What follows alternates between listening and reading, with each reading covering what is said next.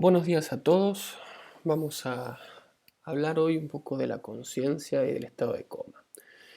La conciencia es aquella capacidad, ¿sí?, que podemos tener de darnos cuenta de uno mismo y del medio que nos rodea. Es diferente al conocimiento. El conocimiento, ¿sí?, es toda aquella información que nosotros podemos albergar en nuestro cerebro, que podemos tener después de tantas experiencias vividas, ¿sí? Y nada tiene que ver con la conciencia. La toma de conocimiento, ¿sí?, o la adquisición del conocimiento requiere de la conciencia, ¿sí? La conciencia, si la tenemos que ubicar anatómicamente, va a estar dada por una multiplicidad de conexiones de nuestro cerebro, pero el principal centro de la conciencia se va a hallar en el centro, en el sistema reticular ascendente, ¿sí? El SARA, ¿sí? Ahí es donde en el núcleo, perdón, en el tronco, ¿sí?, tanto en el mesencéfalo como la protuberancia y el bulbo, tenemos núcleos que manejan diferentes neurotransmisores, pero son los que en principio tendrían la capacidad justamente esta de poder tener un conocimiento de uno mismo y del medio que nos rodea. Entonces la conciencia va a tener un contenido y una reactividad, ¿sí? El contenido ahí va a incluir todas las funciones mentales superiores cognitivas y afectivas, ¿sí?, que se van a hallar con conexiones justamente en la corteza cerebral. Y la reactividad, ¿sí?, que va a ser la capacidad de despertar reacciones frente a estímulos y mantenimiento del ciclo del sueño y vigilia.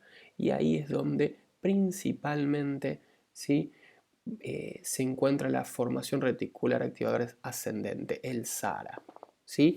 Necesitamos de las dos para tener la conciencia, ¿está claro? Pero principalmente la reactivación, si podemos por ahí tener alguna lesión a nivel cortical y perder ciertos contenidos, pero tener la conciencia, tener una conciencia conservada.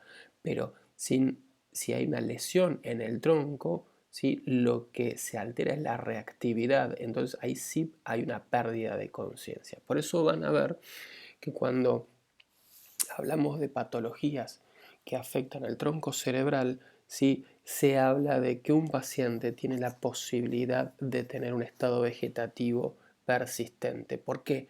Porque el paciente no puede despertarse, porque la formación reticular ascendente se encuentra lesionada y por ende no hay una reactividad. ¿Está? Entonces, los trastornos de la conciencia, ¿sí?, un paciente va a estar lúcido, ¿sí?, lucidez es cuando tenemos absolutamente la reactividad y el contenido. La vigilia sí va a hablar de la reactividad, pero por ahí sí vacía de contenido o una alteración del contenido. Mientras que el estupor, ¿sí?, hay una alteración de la reactividad y del contenido. ¿Está? O sea, se necesita estimularlo, o sea, estímulos dolorosos, fuertes para que el paciente reaccione, ¿sí?, para que tenga una reactividad, ¿sí?, y el contenido en esos casos se va a ver alterado. En cambio, en el coma no hay una reactividad ante ningún tipo de estímulo. Nosotros podemos pellizcarlo, apretarlo y no lograr obtener ninguna respuesta, ni siquiera una apertura ocular, como así tampoco un reflejo motor, ¿sí? Pero principalmente lo que se va a necesitar es una apertura ocular, ¿está? ¿Cuáles son las diferentes etiologías, ¿sí?, del coma? Fíjense que tenemos causas estructurales y causas tóxico-metabólicas, ¿sí? ¿Qué quiere decir? Fíjense lo amplio que es. Entonces, cuando nosotros tenemos un paciente en coma sin ninguna información, fíjense todo el listado que tenemos que ir tachando para llegar a un diagnóstico, ¿está? Entonces, justamente para estudiar lo estructural vamos a utilizar todos los métodos que tenemos de imágenes, mientras que los tóxicos y metabólicos vamos a estar usando el control de los signos vitales y los laboratorios para tratar de poder llegar a un diagnóstico. ¿Está? Cuando tenemos que fijar, o sea, evaluar al paciente, para evaluar el cuadro clínico también necesitamos mucha información, ¿sí? Necesitamos datos de la familia, testigos o pacientes que hayan visto si ocurrió algo o no, cómo fue encontrado, cómo estaba, ¿sí? Si tiene algún antecedente patológico, algún tipo de enfermedad o metabólica, oncológica, neurológica, si toma drogas, ¿sí? Si hay justamente algún antecedente neurológico, obviamente edad, sexo, si hubo onotraumatismo, drogas nuevamente, si hubo vómitos, si hubo convulsiones, si hubo cefalea, si hubo fiebre. Fíjense toda la información que podemos obtener en una anamnesis, ¿sí? Por eso muchas veces ustedes están en una guardia, reciben un paciente en coma y obviamente el paciente no les va a poder contestar, por eso es tan valioso y tan importante la información. Uno, de algún familiar o amigo. Dos, del médico o del paramédico que trajo a este paciente a la guardia, porque fíjense cómo lo encontraron, qué otro dato pueden sacar. Muchas veces, si un paciente está encontrado solo en un domicilio, el paramédico, si es lúcido, por ahí ve pastillas o blisters de pastillas en la mesa de luz. Y bueno, y todo eso es información, ¿está claro?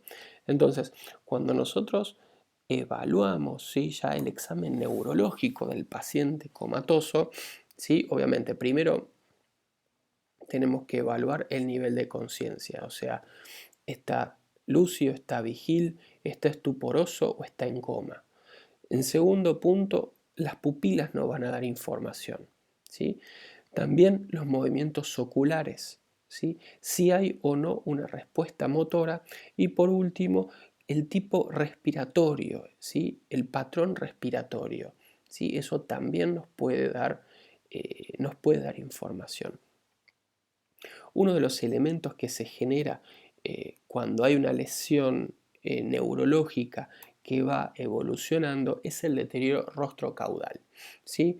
Donde primero se van a afectar lóbulos cerebrales, ¿sí?, los hemisferios cerebrales, después el diencéfalo, o sea, el tálamo, ¿sí?, luego el mesencéfalo, protuberancia y bulbo. Por eso es rostro caudal, o sea, de todo lo que tiene que ver el rostrum, o sea, la cara, hacia la región caudal de nuestro encéfalo, ¿sí?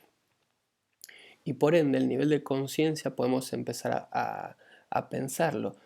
Cuando el paciente está lúcido, ¿sí?, puede haber una obnubilación, una somnolencia, un estupor, y todo esto va a ser patrón del tejido encefálico de los hemisferios cerebrales, ¿sí? Mientras que cuando empieza a haber cambios en el diencéfalo, el mesencéfalo, la protuberancia del bulbo, ahí entramos en un estado de coma, ¿sí? Cuando tenemos que evaluar las pupilas, ¿sí?, ¿qué vamos a evaluar de las pupilas? Uno, el tamaño, ¿sí? El tamaño normal es entre 3 y 5 milímetros. ¿Está? A ver, convengamos que la pupila obviamente recordemos que es el iris lo que nos da el color, y todo lo que se ve central en el iris sin color, esa es nuestra pupila, ese es el diámetro, ¿sí?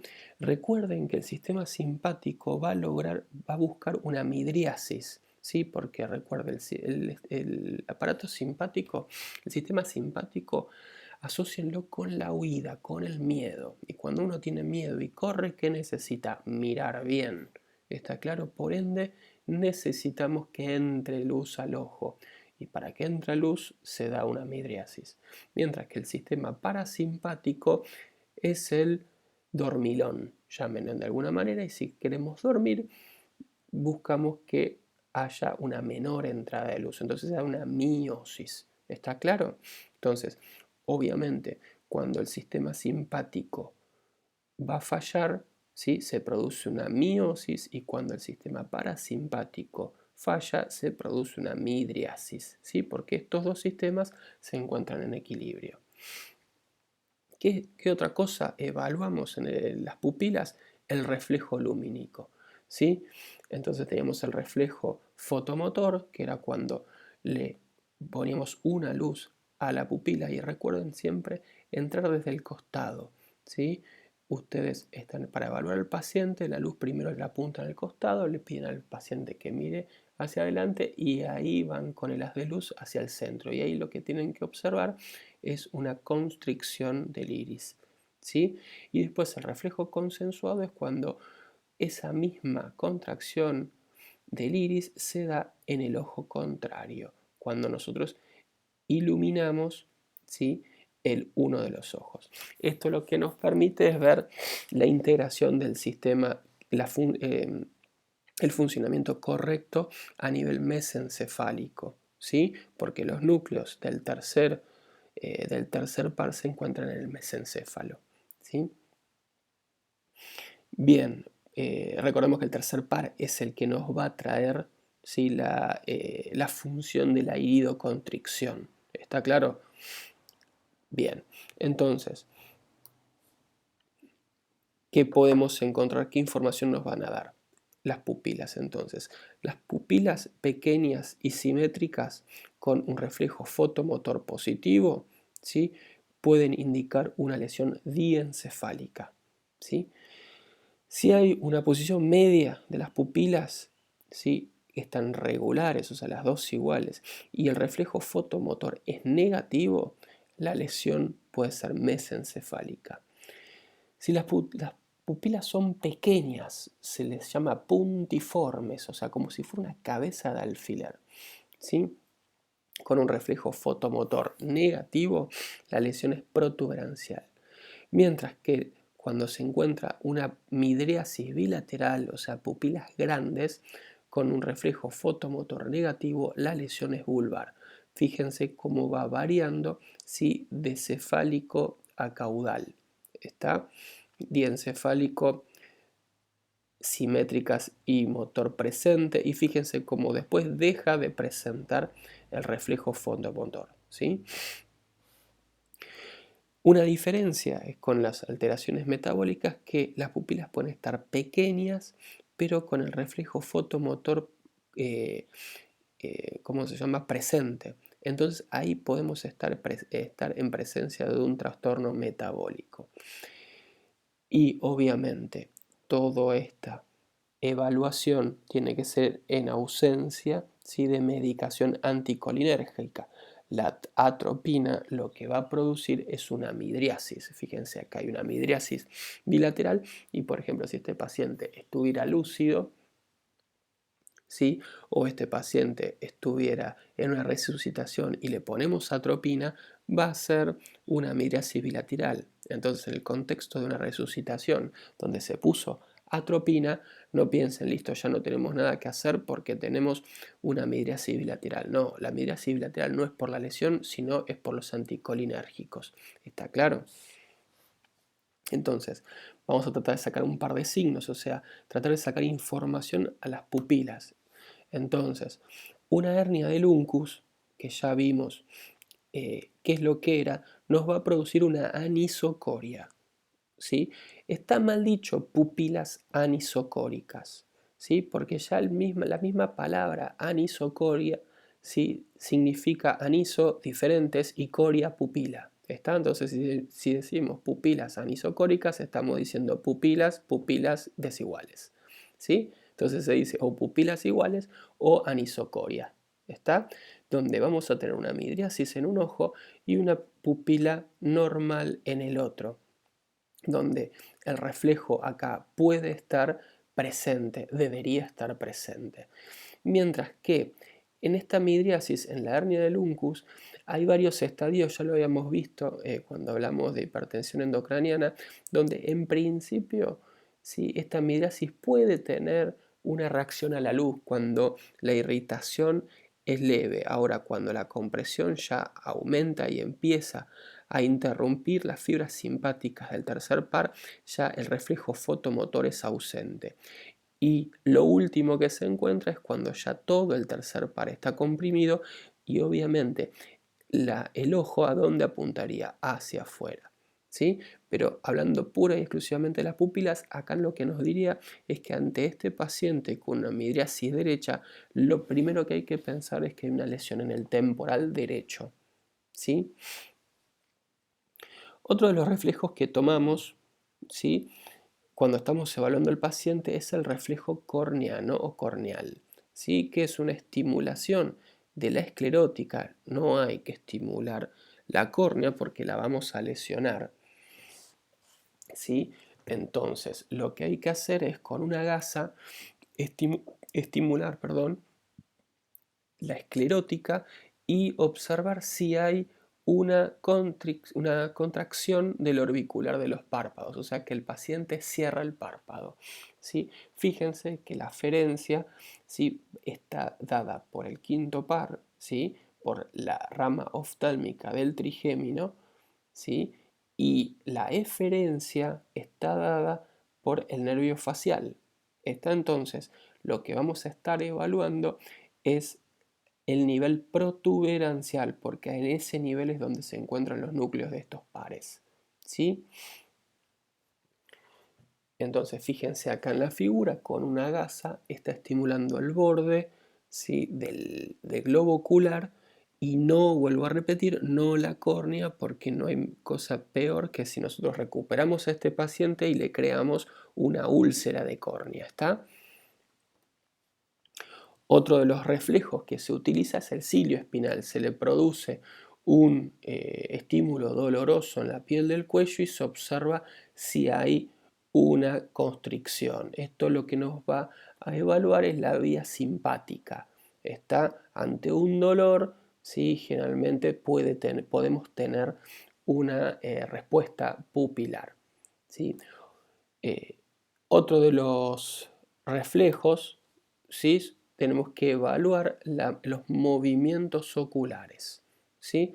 Ver la posición ocular, ver los reflejos oculocefálicos y ver los reflejos oculovestibulares. ¿Está? Entonces, ¿qué puede ocurrir? Podemos tener una desviación de la mirada hacia el lado contrario de sus extremidades paréticas, ¿sí? Un paciente que entra con un foco motor puede tener una mirada conjugada, ¿sí? Recordemos que la mirada conjugada, obviamente hablamos de cuando los dos glóbulos oculares miran para el mismo lado, porque si no la mirada está desconjugada, ¿está? Y cuando hay una mirada que no está conjugada, ¿sí?, también hay que pensar en una lesión del tronco, ¿está?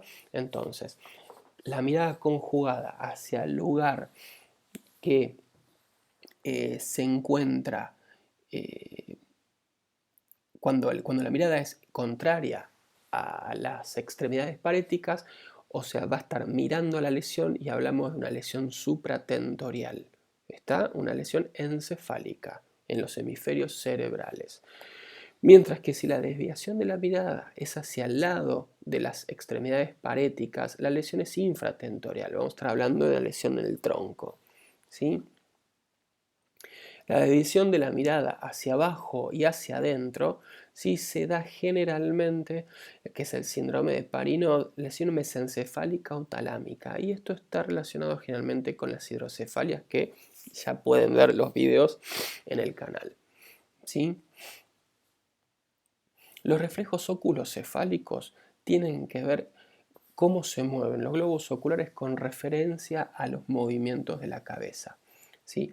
Obviamente, cómo se va a tomar, ahora en un gráfico lo vamos a ver, girando la cabeza. Por ende, yo necesito estar seguro de que no hubo una lesión cervical, porque no sea cosa que por tomar los reflejos oculocefálicos yo esté empeorando una lesión cervical.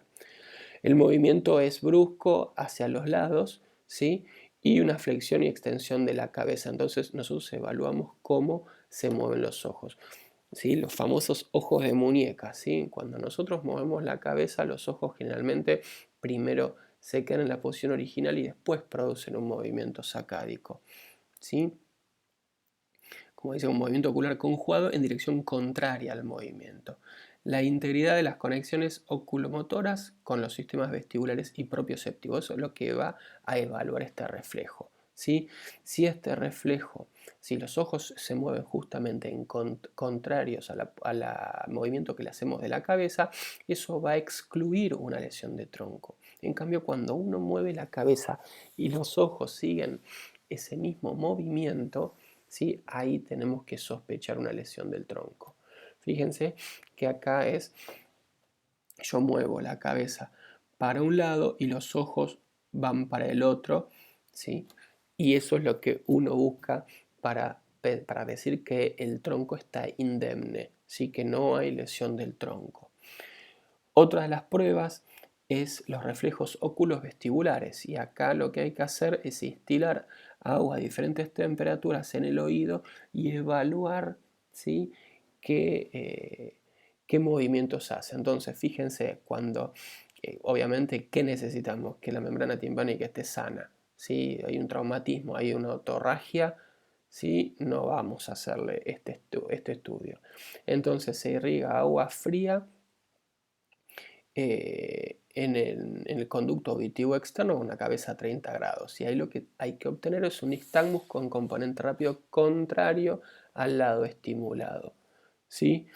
El nistagmus se escapa del agua fría. Está ambos oídos irrigados, movimientos conjugados verticales. Esto obviamente, si está presente, estamos hablando de que el tronco no tiene ninguna lesión. Un gráfico, una foto de ver cómo se hace, fíjense, acá hay una sonda K30 que es un tubito finito, se pone en el conducto auditivo externo, se pone el agua y otro le sostiene los párpados arriba para poder ver si se da o no este reflejo, ¿sí? Bien, entonces con todos estos, con el reflejo corneano, el reflejo oculocefálico y con los reflejos oculovestibulares, nosotros estamos evaluando prácticamente, ¿sí? Toda la extensión del tronco. Evaluamos mesencéfalo, evaluamos protuberancia y con este último estamos evaluando el bulbo, prácticamente los cortes más altos del bulbo, ¿sí? Entonces de esta manera podemos decir semiológicamente que si encontramos todos estos reflejos, el paciente tiene un tronco indemne. ¿Sí? Bien, ¿qué nos queda evaluar? Nos queda evaluar la respuesta motora. ¿Sí? Perdón, cuando el movimiento es espontáneo, y el movimiento tiene que ser espontáneo y tiene que haber una postura. ¿Sí? Si uno aplica un estímulo doloroso, ¿sí? El paciente debería tener una reactividad. ¿Sí? Si no, tenemos que evaluar también a ver qué déficit motor. Entonces, lo que evaluamos siempre es ante un dolor que el paciente intente localizar el dolor. ¿Sí? Entonces, van a ver ustedes si dan vueltas por las terapias intensivas que tienen ¿cómo se llama? Una marca en el esternón. Eso es porque le estimulan apretando el esternón y le dejan una marca.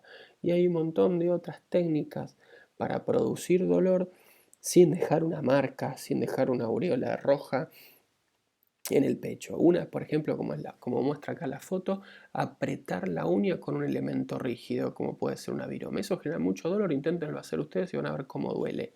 ¿Sí? El paciente ante este estímulo debería tender a retirar al menos la mano. ¿Sí? Eso se llama reflejo de retirada. ¿Sí? Fíjense, acá tenemos otro punto para tomar dolor, ¿sí? Que es apretar, ¿sí? el agujero supraorbitario, donde vamos a estar tocando la salida del nervio trigémino. Ustedes búsquenlo y traten de tocarlo y fíjense que duele. Una simple compresión genera dolor.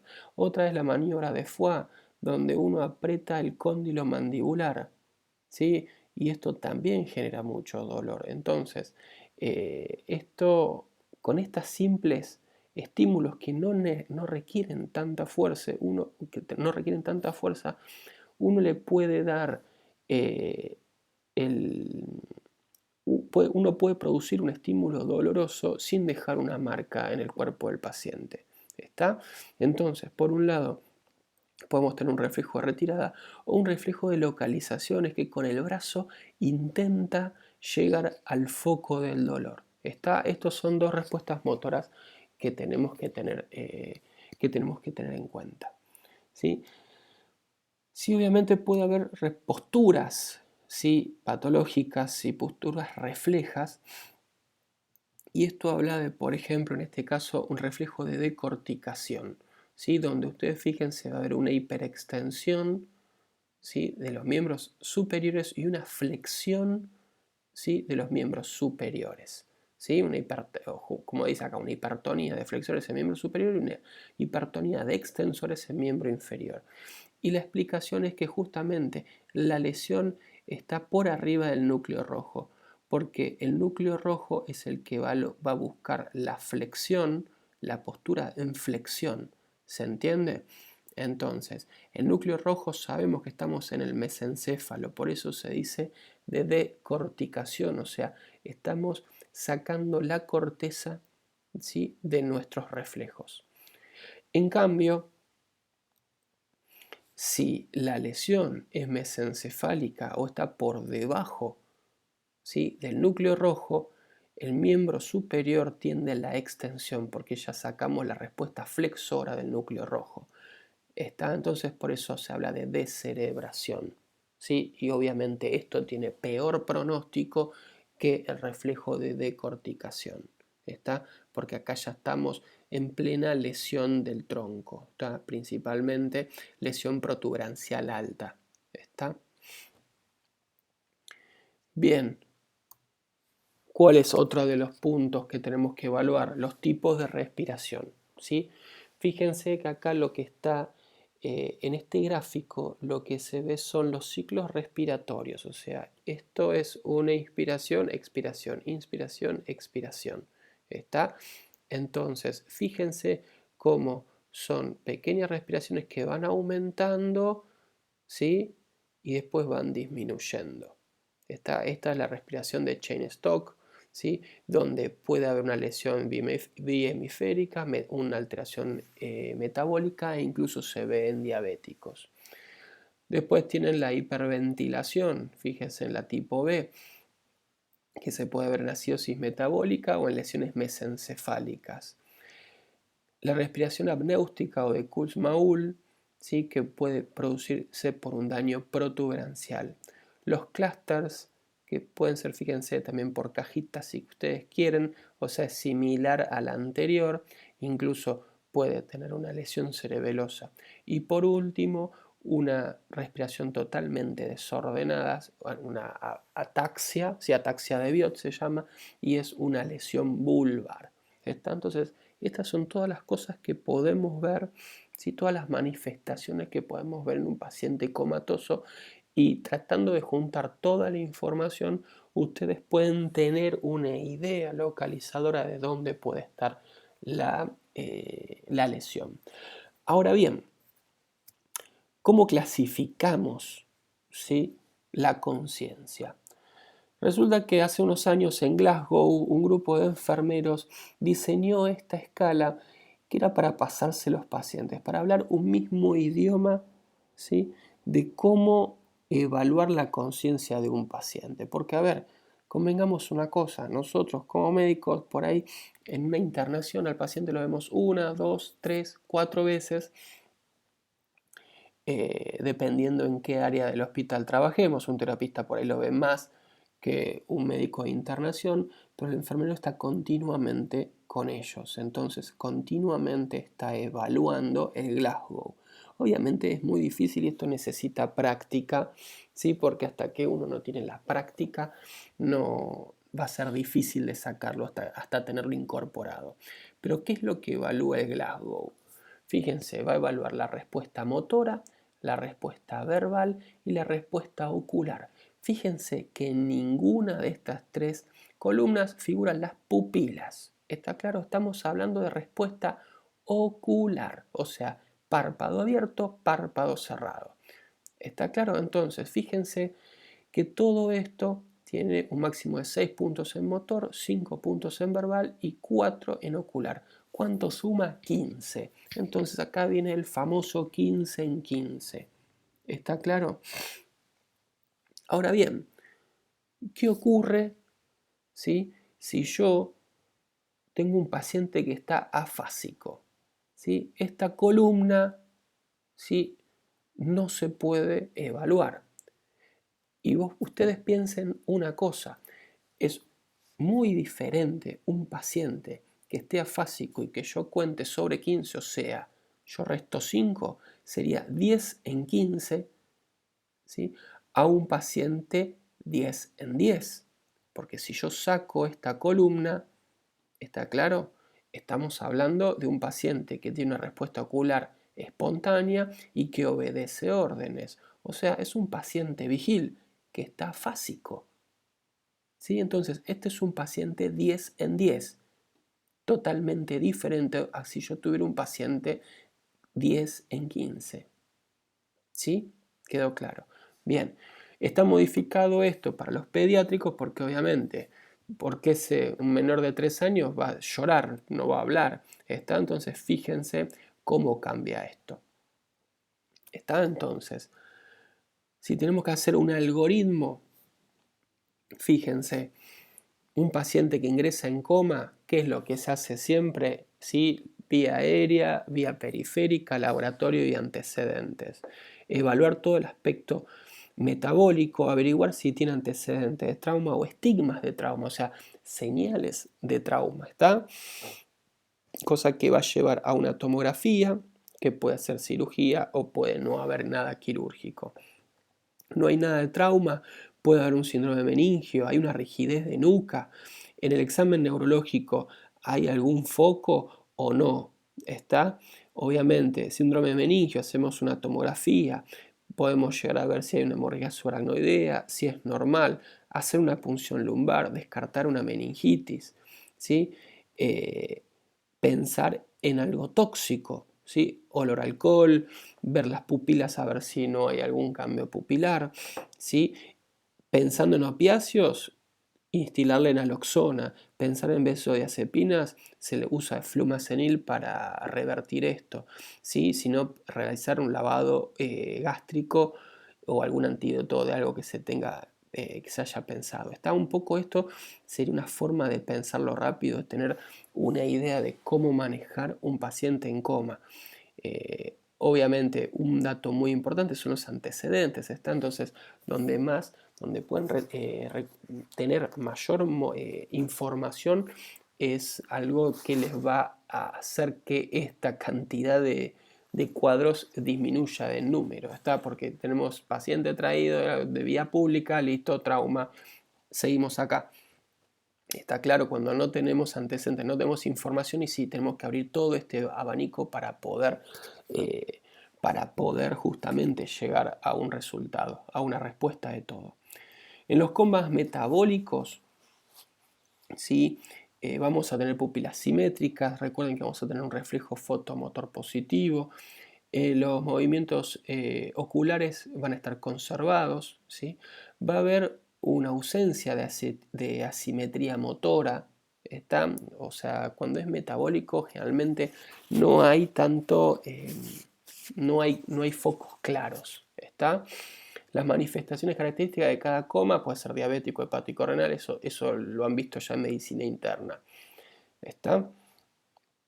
Ahora, un paciente que estuvo en coma, que tuvo algún problema, ya fue tratado, puede tener estados postcomatosos, ¿sí? Y entonces encontramos el síndrome de desafrentación o pseudocoma o locked-in, ¿sí? Y que puede ser consciente de sí mismo de lo que ocurre, pero sin un acto motor, ¿sí? Esto puede estar en lesiones protuberanciales, ¿sí? O biocórtico-vulvares o córtico-espinales, ¿está? O tener un mutismo aquinético, ¿sí? Inmovilidad, reacciones de despertar, pero sin ningún tipo de respuesta movilidad, ni movilidad ocular, ¿está? Y esto puede estar en lesiones frontales, ¿está? Y uno de los grandes diagnósticos es el coma psicógeno, ¿sí? Un paciente que generalmente esto es típico, tapándose la cara.